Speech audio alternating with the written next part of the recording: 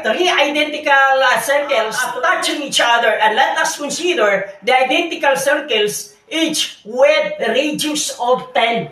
10 daw yung radius, alright? 10. Pareho, 10, 10, 10.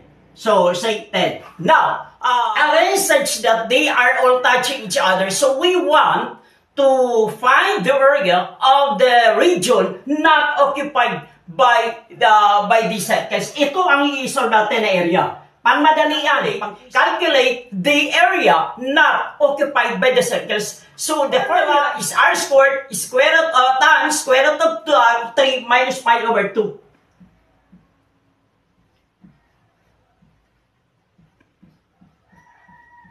So, if our radius is 10, right, square root of 10, so times square root of 3 minus pi over 2. So, 10, 100 times square root of 3.